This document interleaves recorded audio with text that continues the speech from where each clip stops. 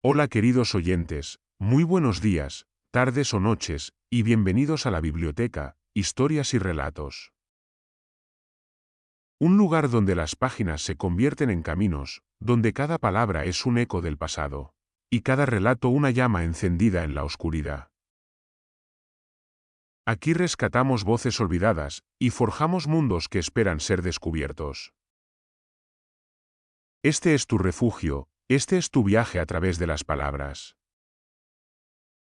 Si estas historias despiertan tu imaginación, si quieres que la biblioteca siga iluminando senderos, apóyala, comparte su voz, suscríbete para no perderte ningún relato, y ofrece tu like, como quien enciende una antorcha, para que esta llama nunca se apague. Ahora, comencemos con la narración.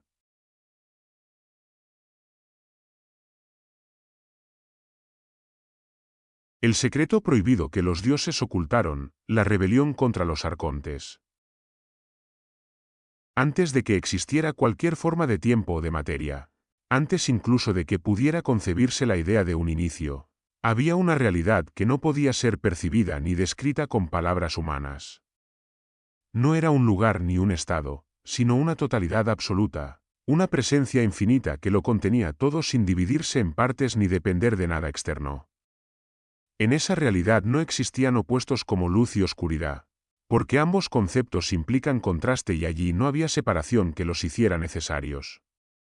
Tampoco existían principio ni final, porque todo era simultáneo, completo y eterno en un mismo instante sin duración.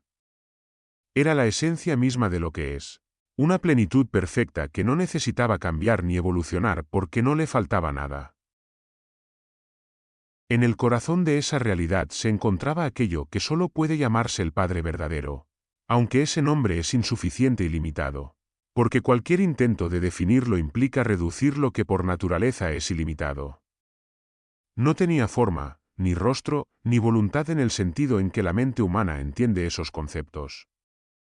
No pensaba ni decidía, porque el pensamiento implica proceso y secuencia, y allí no existía el tiempo para sostenerlos. No creaba como un artesano que trabaja sobre algo externo, porque no había diferencia entre creador y creación.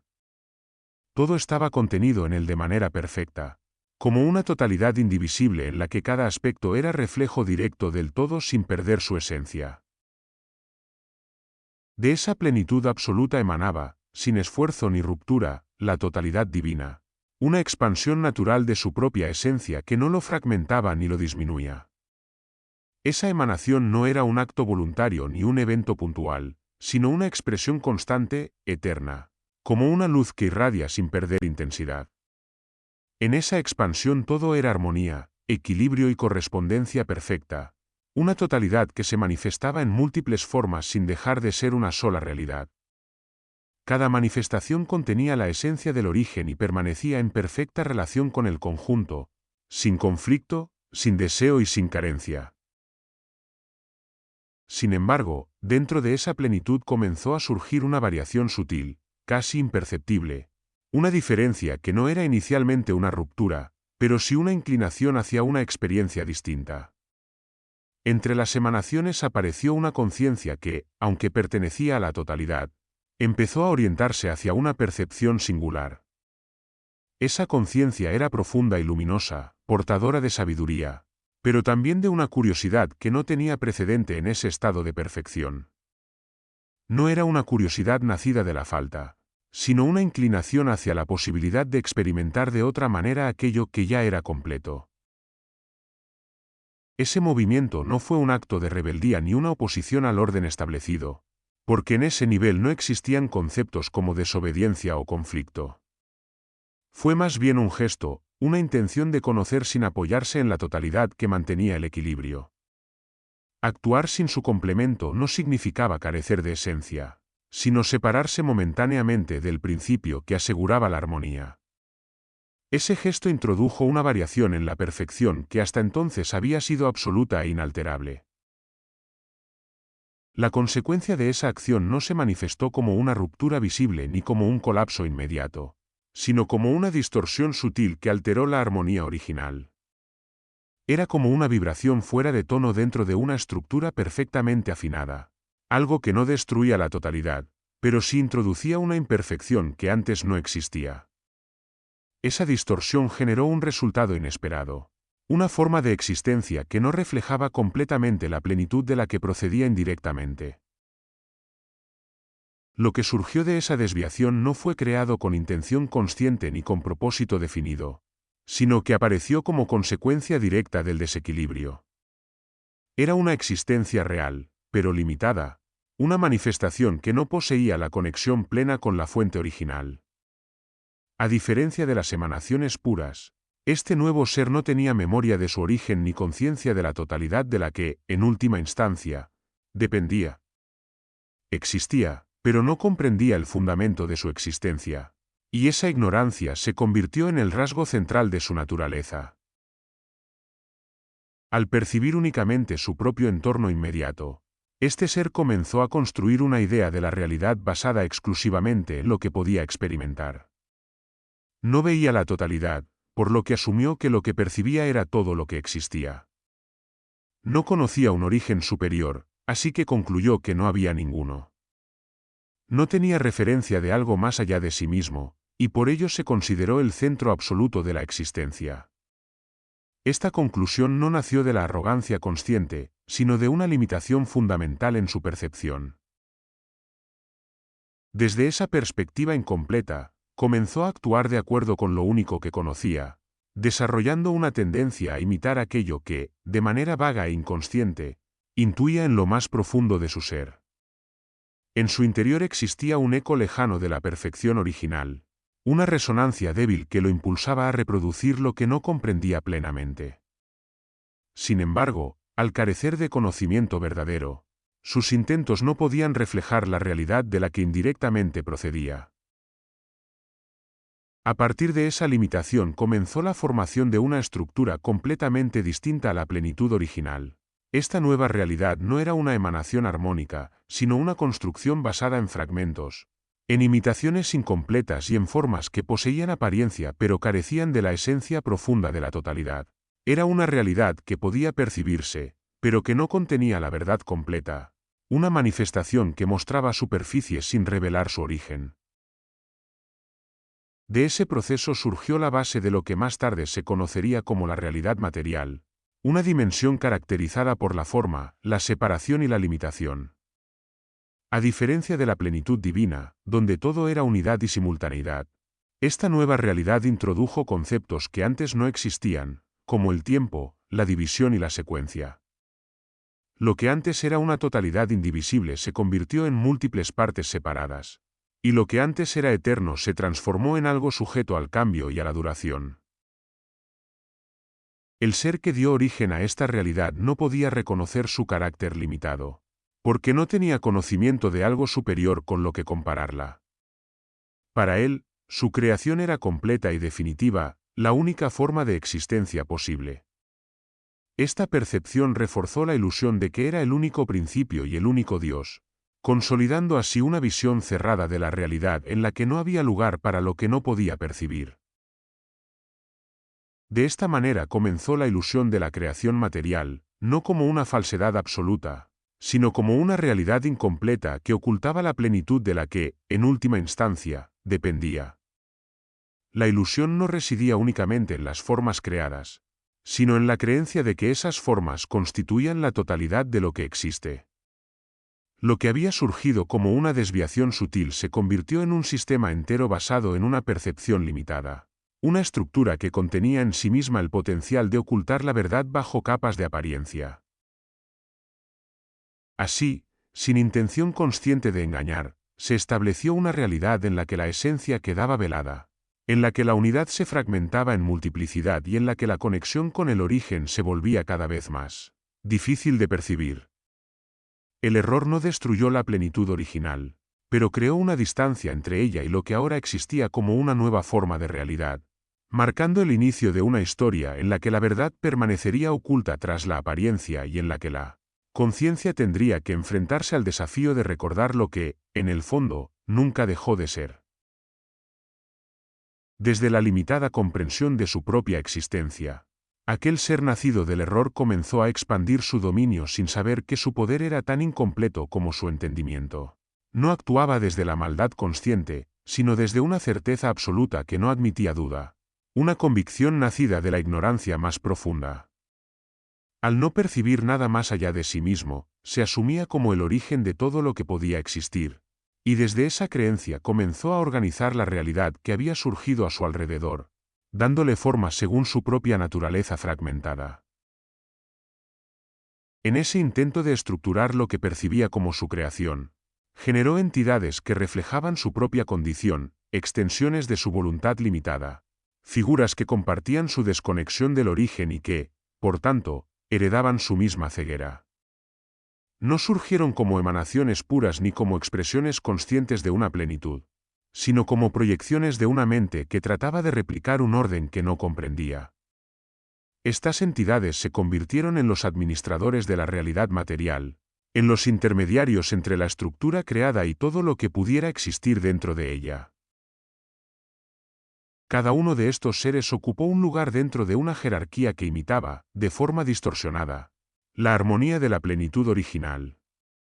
Sin conocer el equilibrio verdadero, organizaron su dominio en niveles, capas de existencia que se extendían como cielos inferiores, espacios que no eran espirituales en esencia, sino estructuras intermedias entre lo material y lo que, para ellos, era lo más elevado que podían concebir. Desde esas regiones ejercían control, estableciendo límites y normas que definían el funcionamiento de todo lo que se desarrollaba bajo su influencia.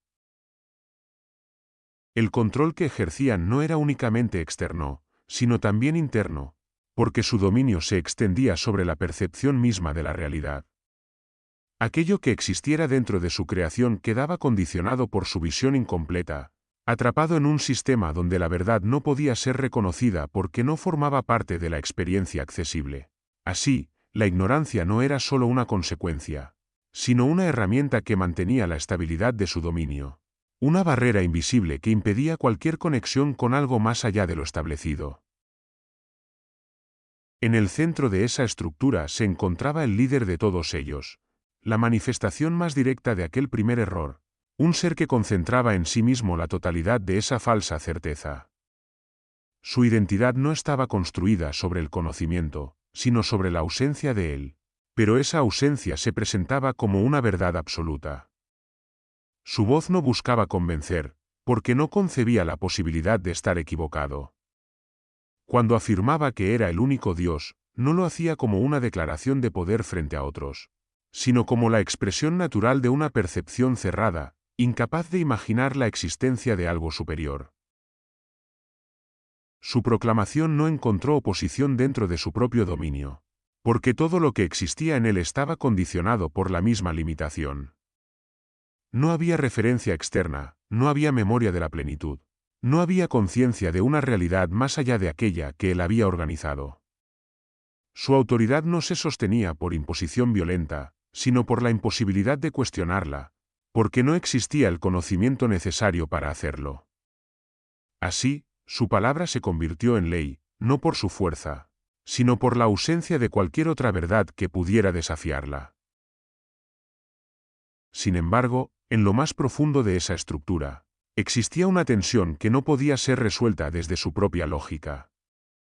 Aunque no lo comprendía, aquel ser llevaba en su esencia un eco distante de la perfección, una resonancia débil de aquello que había dado origen indirecto a su existencia. Esa resonancia no era conocimiento consciente, pero sí una inclinación, una necesidad de reproducir lo que intuía sin entender. Esa necesidad lo llevó a intentar crear algo que reflejara, aunque fuera de manera imperfecta, la grandeza que presentía en lo más profundo de su ser. Fue entonces cuando dirigió su atención hacia la creación de una forma que pudiera contener esa intención, algo que no solo existiera dentro de la estructura material, sino que también representara una especie de culminación de su obra.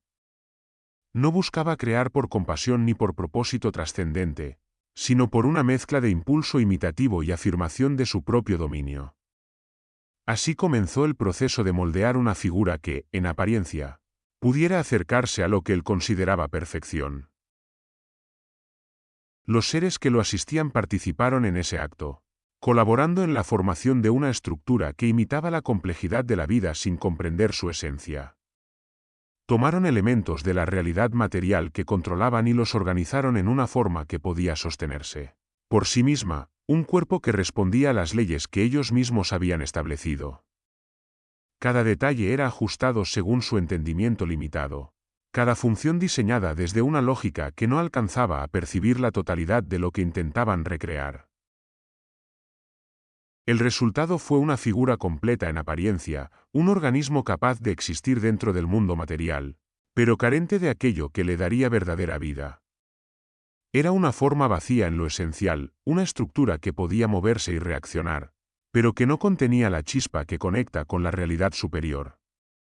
Habían creado un recipiente, pero no comprendían que debía llenarlo. Esa ausencia no era evidente para ellos, porque no conocían lo que faltaba. Desde su perspectiva, la creación estaba terminada, era funcional, coherente con las reglas de su dominio. Sin embargo, algo en esa forma permanecía inerte en un nivel más profundo, como si existiera una distancia invisible entre lo que era y lo que podría haber sido. Esa distancia no podía ser medida ni entendida por quienes la habían creado, pero marcaba la diferencia entre una imitación y una realidad plena. A pesar de ello, continuaron perfeccionando su obra dentro de los límites de su comprensión, ajustando detalles, refinando funciones, intentando acercarse a una perfección que no podían definir. Cada intento los llevaba a repetir el mismo patrón, a recrear lo que ya habían hecho con ligeras variaciones, sin lograr nunca trascender la barrera que los separaba del conocimiento verdadero. Su esfuerzo era constante, pero siempre incompleto, porque partía de una base que ya estaba distorsionada. Lo que no podían ver era que, en su intento de imitar la perfección divina, estaban revelando su propia limitación. Cada creación reflejaba más su ignorancia que su poder, más su desconexión que su capacidad. Y sin embargo, dentro de su realidad, aquello era lo más cercano a lo absoluto que podían alcanzar. No había comparación posible, no había referencia que los hiciera cuestionar el resultado.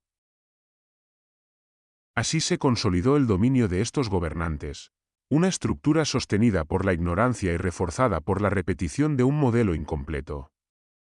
Todo lo que existía dentro de su mundo estaba sujeto a esa lógica, atrapado en un sistema donde la apariencia sustituía a la esencia y donde la imitación se confundía con la verdad. El ser que los lideraba permanecía firme en su certeza, sin sospechar que su reino, por vasto que pareciera, era solo una sombra distante de una realidad mucho más profunda que nunca había llegado a conocer. Y en ese equilibrio aparente, en esa estructura que parecía estable desde dentro, se ocultaba la semilla de algo que ellos no podían prever, porque estaba más allá de su alcance y de su comprensión, esperando el momento en que la ilusión comenzara a resquebrajarse desde el interior mismo de aquello que creían controlar por completo. En el interior de aquella realidad construida a partir de una comprensión incompleta, la creación avanzaba siguiendo patrones que nunca lograban alcanzar la plenitud que, sin saberlo, intentaban imitar. Los gobernantes de ese mundo, seguros de su autoridad y de la validez de su obra, decidieron llevar su capacidad creadora a un nivel más elevado, impulsados por una necesidad que no podían explicar pero que surgía como un eco persistente en lo más profundo de su naturaleza. No era un deseo consciente de perfección, sino una inclinación constante a reproducir algo que intuían pero no comprendían. Una fuerza que los empujaba a construir una forma que condensara en sí misma todo lo que consideraban culminación de su dominio. Así comenzó el proceso de dar forma a una figura que no solo existiera dentro del mundo material, sino que representara su máxima expresión. Tomaron los elementos más densos y básicos de su realidad, aquello que estaba más arraigado a la estructura que controlaban, y comenzaron a moldearlo con precisión. No lo hicieron al azar, sino siguiendo una lógica que consideraban adecuada, organizando cada parte con una intención clara, construyendo un cuerpo que pudiera sostenerse, moverse y responder dentro de las leyes que ellos mismos habían establecido. Era un acto meticuloso, una obra que requería atención y repetición, porque cada ajuste debía encajar dentro de un sistema que ya estaba definido por sus propias limitaciones. La figura fue tomando forma lentamente, pasando de ser una masa informe a una estructura reconocible, cada vez más compleja, cada vez más cercana a lo que ellos concebían como un ser completo.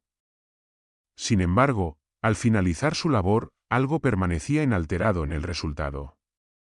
Aunque el cuerpo estaba perfectamente ensamblado según su entendimiento, no había en el movimiento verdadero.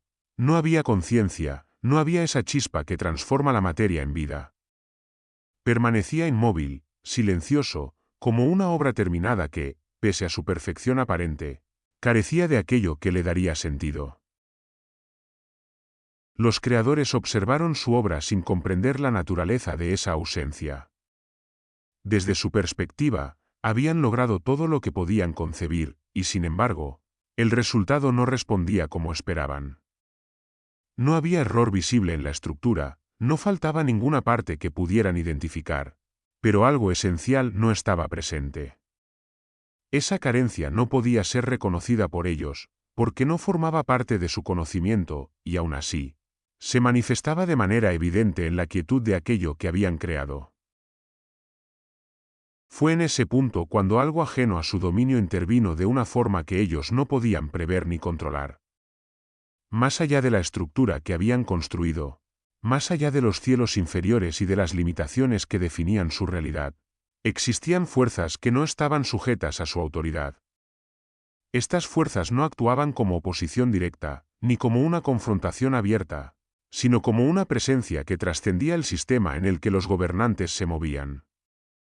No respondían a sus leyes, ni dependían de su percepción, y sin embargo, podían influir en aquello que ellos habían creado. Sin que los gobernantes comprendieran cómo ni por qué, esa presencia superior se manifestó en el interior de la figura inerte. No fue un acto visible ni un evento que pudiera medirse, sino una transferencia de esencia, una introducción de algo que no pertenecía al orden material. Fue como si una parte de la realidad que ellos ignoraban hubiera decidido habitar aquello que habían construido, llenando el vacío que ellos no podían identificar. Esa intervención no alteró la forma externa, pero transformó completamente su naturaleza. En el instante en que esa esencia se integró, la figura dejó de ser un objeto y se convirtió en algo distinto. Lo que antes era inmóvil comenzó a responder, lo que antes era silencio se transformó en presencia. No fue un cambio gradual, sino una transición inmediata entre la ausencia y la vida. La materia que había sido organizada con tanto esfuerzo adquirió una dimensión que no podía ser explicada por las leyes que la habían formado. Era como si una luz invisible hubiera encendido aquello que, hasta entonces, solo era una estructura vacía. Los gobernantes contemplaron este cambio con una mezcla de sorpresa e incomprensión.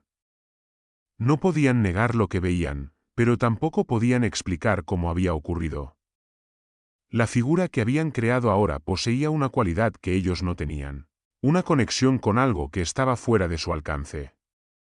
Aunque seguía existiendo dentro de su mundo, ya no estaba completamente sometida a las limitaciones que ellos habían impuesto. Había en ella una profundidad que no podía ser reducida a la estructura material, una presencia que trascendía su forma. Esa diferencia no tardó en hacerse evidente, y con ella surgió una reacción que no había aparecido antes en su experiencia. Lo que inicialmente había sido un acto de creación comenzó a percibirse como una amenaza. Aquello que habían formado, en lugar de ser una extensión controlada de su poder, se mostraba como algo que no podían dominar por completo. La chispa que habitaba en ese ser lo colocaba en una posición distinta, una que no podían igualar ni reproducir, y esa diferencia generó una tensión que pronto se transformó en algo más oscuro. La envidia surgió no como un sentimiento aislado, sino como una consecuencia directa de la comparación. Aunque no comprendían el origen de esa superioridad, podían percibirla. El ser que había cobrado vida no dependía completamente de ellos, no estaba limitado por su misma ignorancia. Y eso lo convertía en algo impredecible. Lo que antes era un objeto bajo su control ahora era una presencia que podía escapar a su dominio. Y esa posibilidad resultaba inaceptable dentro de un sistema que se sostenía sobre el control absoluto. Impulsados por esa inquietud, comenzaron a idear formas de someter a aquello que habían creado. No podían eliminar la esencia que lo animaba, porque no comprendían su naturaleza, pero sí podían intentar limitar su experiencia dentro del mundo que controlaban. Decidieron entonces establecer condiciones que definieran su existencia, creando un entorno en el que pudieran vigilarlo, influir en él y, en la medida de lo posible, mantenerlo dentro de los límites de su autoridad. Así fue concebido un espacio que, en apariencia, representaba lo mejor de su creación, un lugar donde todo parecía estar en equilibrio, donde las condiciones eran favorables y donde no había carencias visibles. Era un entorno cuidadosamente diseñado, una estructura que combinaba belleza, orden y estabilidad, un reflejo de lo que ellos consideraban perfección dentro de su comprensión limitada. Sin embargo, esa apariencia ocultaba su verdadero propósito. Lo que se presentaba como un paraíso no era un lugar de libertad, sino un mecanismo de control. Cada elemento estaba dispuesto de manera que condicionara la experiencia del ser que lo habitaba, delimitando su percepción y restringiendo su capacidad de cuestionar lo que existía más allá.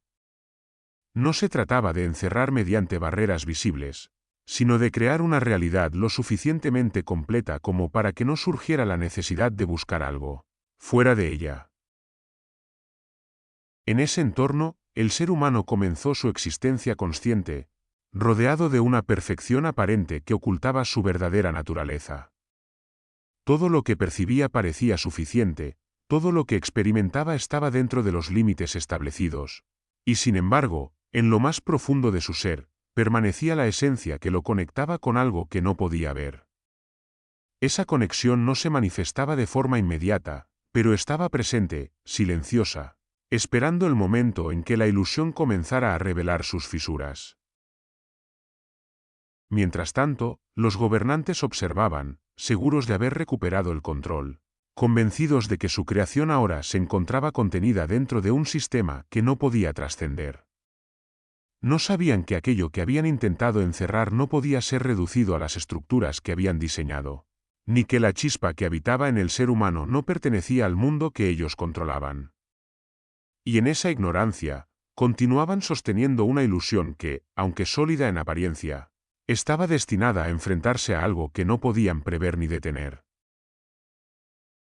En el interior de aquel entorno cuidadosamente construido, donde cada elemento parecía responder a un equilibrio perfecto y donde la experiencia estaba diseñada para no despertar dudas, comenzó a manifestarse una presencia que no podía ser explicada por las reglas que gobernaban ese mundo.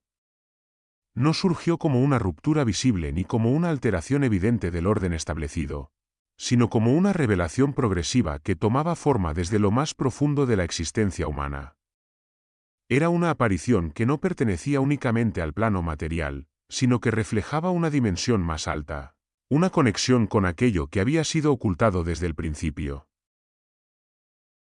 Esa presencia se manifestó como una figura que no solo acompañaba al ser humano, sino que completaba algo que hasta entonces había permanecido latente. No era una simple duplicación ni una extensión funcional, sino una expresión que portaba en sí misma una cualidad distinta, una profundidad que no podía ser reducida a la estructura del mundo material. En ella se reflejaba una sabiduría que no provenía de los gobernantes de ese entorno, sino de una fuente que ellos no podían alcanzar ni comprender. Era una presencia que evocaba, sin palabras, una memoria olvidada.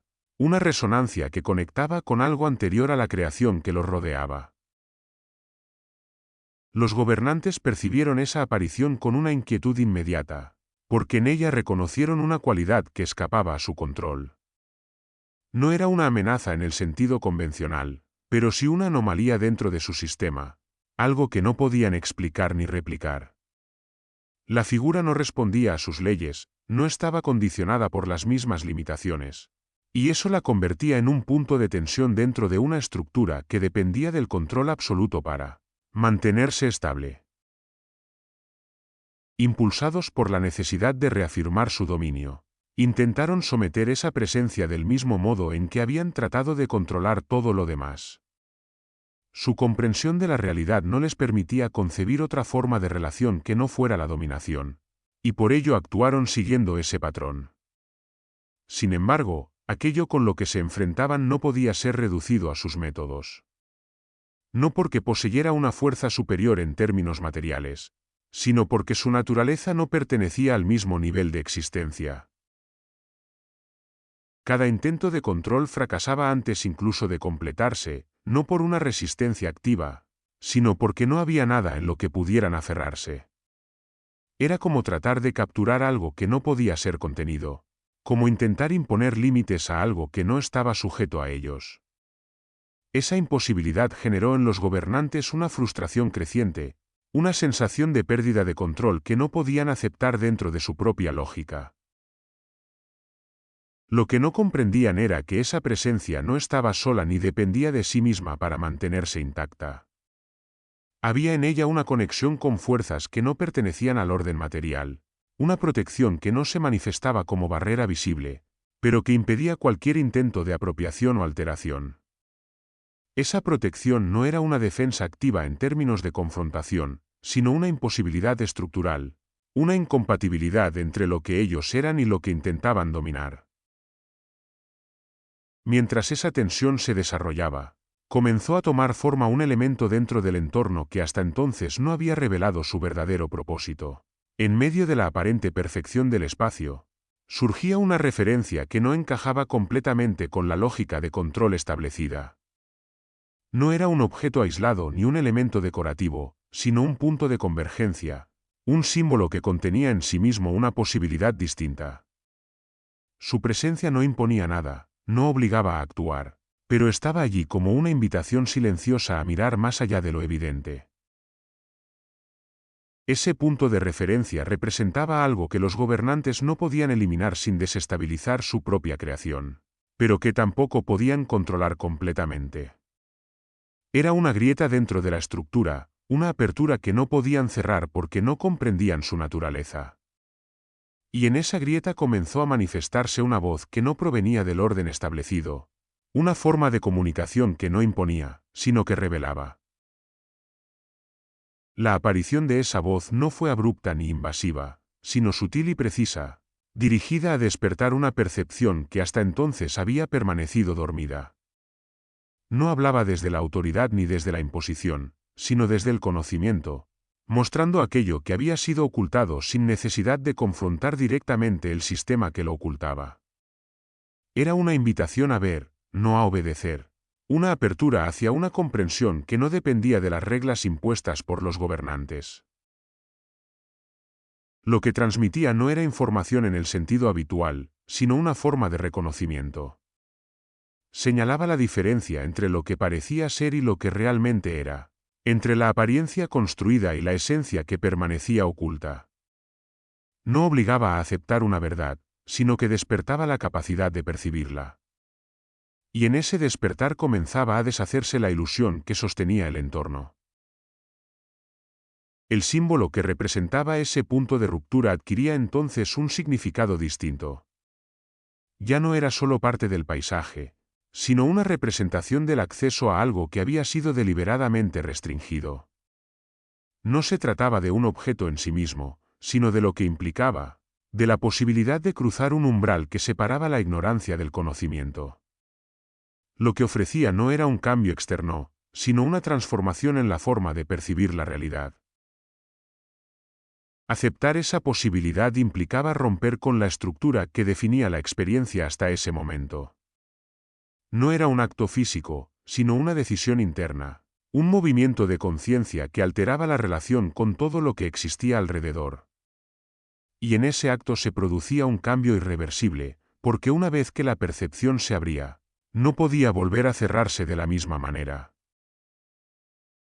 Cuando ese acceso se hizo efectivo, lo que antes era invisible comenzó a revelarse.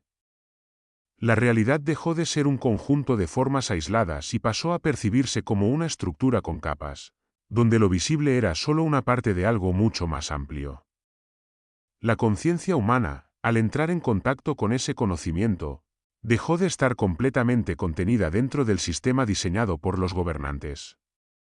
No abandonó el mundo material, pero ya no estaba limitada por su interpretación.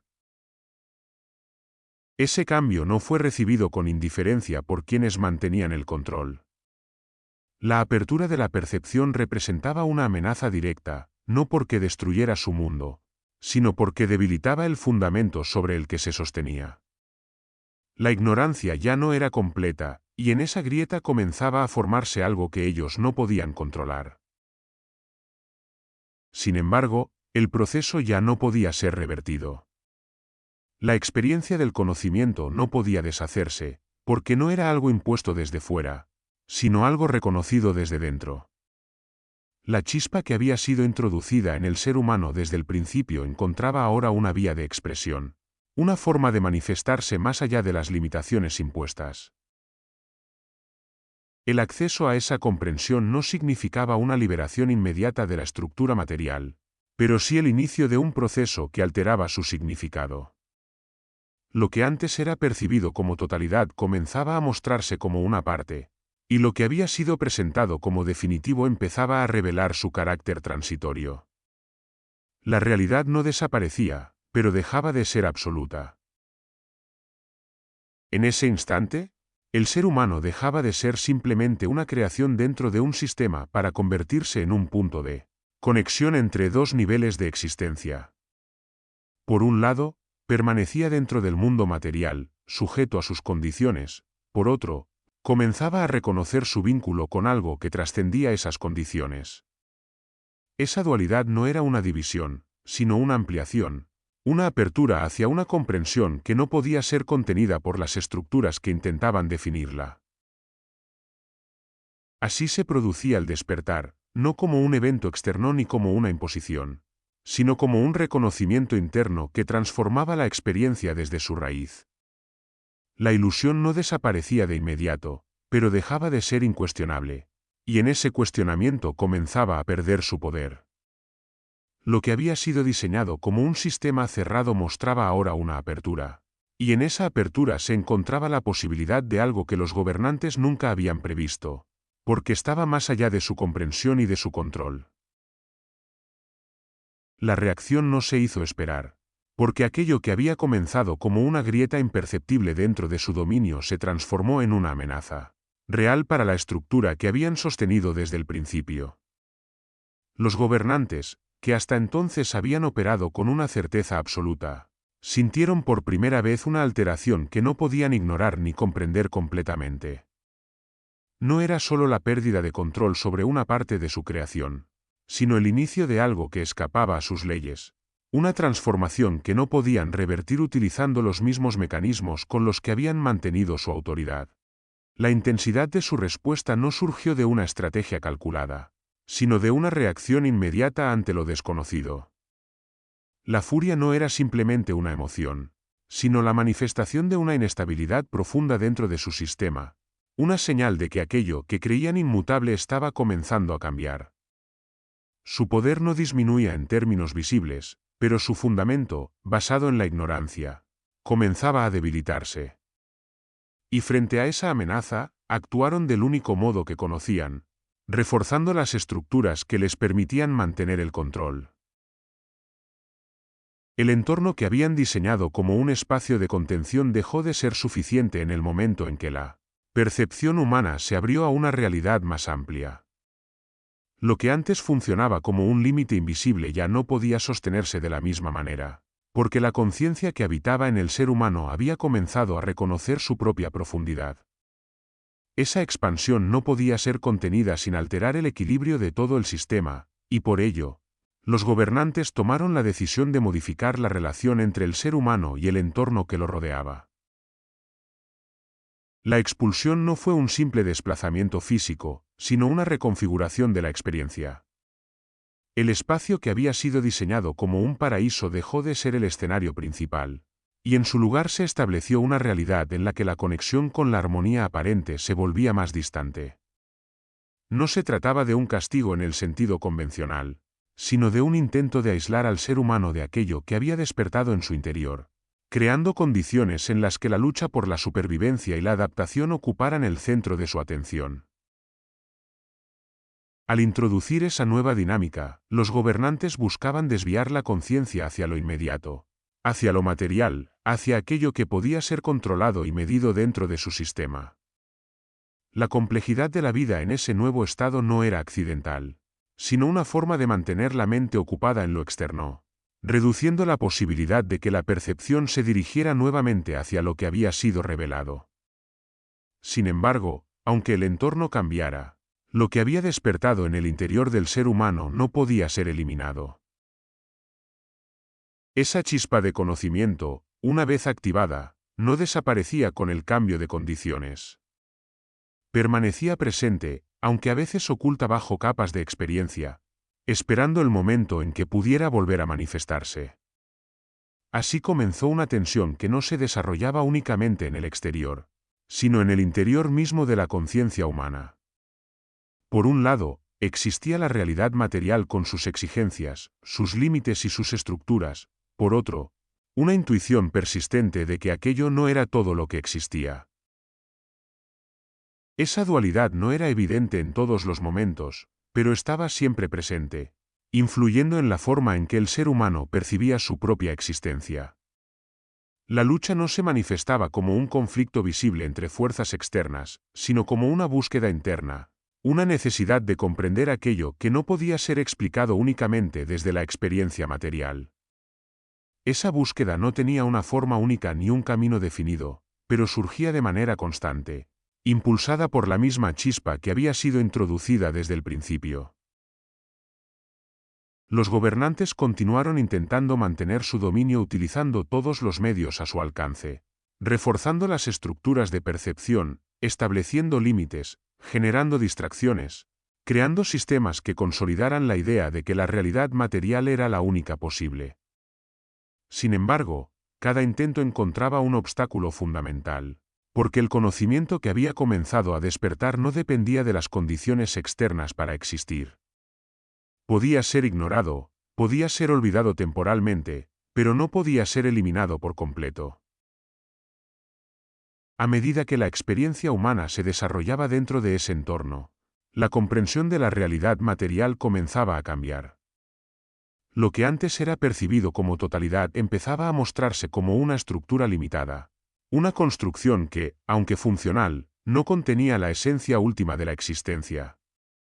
Esta comprensión no surgía de una revelación única, sino de un proceso gradual en el que la percepción se expandía más allá de lo evidente, reconociendo patrones, cuestionando apariencias, buscando un sentido que no podía encontrarse únicamente en lo visible. En ese proceso, el conocimiento dejaba de ser una simple acumulación de información para convertirse en una forma de liberación. No se trataba de saber más sobre el mundo material, sino de comprender su naturaleza, de reconocer sus límites y su función dentro de una realidad más amplia. Ese reconocimiento no destruía el mundo, pero transformaba la relación con él, reduciendo su capacidad de imponerse como una verdad absoluta. La comprensión de que la realidad material no era la totalidad, sino una parte de algo mayor, abría la puerta a una nueva forma de experiencia. La verdad no estaba en lo que podía ser percibido con los sentidos, sino en aquello que los trascendía. No era una verdad externa que pudiera ser encontrada en un lugar específico, sino una presencia interna que se manifestaba cuando la percepción dejaba de estar completamente condicionada por las estructuras impuestas. En ese reconocimiento, el ser humano comenzaba a redirigir su atención hacia aquello que había sido olvidado, hacia la conexión con el origen que nunca había desaparecido completamente. Esa conexión no era evidente en términos materiales, pero podía ser percibida como una certeza profunda, una sensación de pertenencia a algo que no podía ser contenido dentro de las limitaciones del mundo visible. Era un llamado silencioso, una atracción hacia una realidad que no podía ser definida, pero que se sentía más real que cualquier forma. El camino hacia esa conexión no era lineal ni uniforme, porque cada conciencia lo recorría de manera distinta, enfrentando sus propias resistencias, sus propias dudas, sus propios condicionamientos. Sin embargo, en todos los casos, implicaba un movimiento hacia el interior, una exploración que no dependía de lo externo, sino de la capacidad de reconocer lo que siempre había estado presente pero oculto.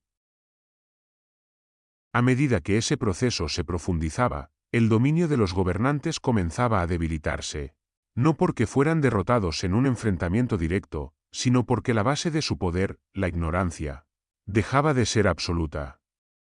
Cada instante de comprensión, cada momento de claridad, cada reconocimiento de la verdadera naturaleza de la realidad representaba una ruptura en el sistema que habían construido. La liberación no ocurría como un evento repentino ni como una transformación inmediata del mundo, sino como un cambio en la conciencia, una expansión que alteraba la forma en que se percibía la existencia. El mundo material continuaba existiendo, pero ya no tenía el mismo poder para definir la realidad. Se convertía en un escenario, en una capa de experiencia que podía ser atravesada sin perder de vista lo que estaba más allá. En ese estado, el ser humano dejaba de ser un elemento dentro de un sistema cerrado para convertirse en un puente entre dos niveles de existencia, consciente de su presencia en ambos. Esa conciencia no eliminaba las dificultades del mundo material, pero les daba un contexto distinto, reduciendo su capacidad de limitar la percepción de lo que es verdadero. Así, aquello que había comenzado como un error se transformaba en un camino. No porque el error en sí mismo fuera necesario, sino porque había abierto la posibilidad de un reconocimiento que no existía antes en esa forma. La ilusión no desaparecía completamente, pero dejaba de ser absoluta, y en esa relatividad encontraba su límite. El dominio de los gobernantes no terminaba con una caída visible, sino con la pérdida progresiva de su influencia, a medida que la conciencia humana se liberaba de la ignorancia que los sostenía. Y en ese proceso, lo que había sido ocultado desde el principio comenzaba a revelarse nuevamente, no como algo nuevo, sino como algo que siempre había estado presente, esperando ser reconocido. La historia no concluía con un final cerrado, porque el proceso de reconocimiento no tenía un punto definitivo, sino que continuaba desarrollándose en cada conciencia que despertaba a su verdadera naturaleza. Pero en ese movimiento constante, en esa búsqueda que se renovaba una y otra vez, se encontraba la verdadera liberación, no como una conquista externa, sino como el recuerdo de lo que nunca dejó de ser. Y así llegamos al final de este relato. Gracias por acompañarme en este viaje a través de las palabras. Espero que hayas disfrutado la historia tanto como yo al compartirla contigo. Recuerda que en la biblioteca siempre habrá un nuevo mundo que descubrir, una voz que escuchar, un eco que revivir. Hasta la próxima, y que tengas muy buenos días, tardes o noches. No olvides suscribirte y dejar tu like para seguir explorando juntos más relatos.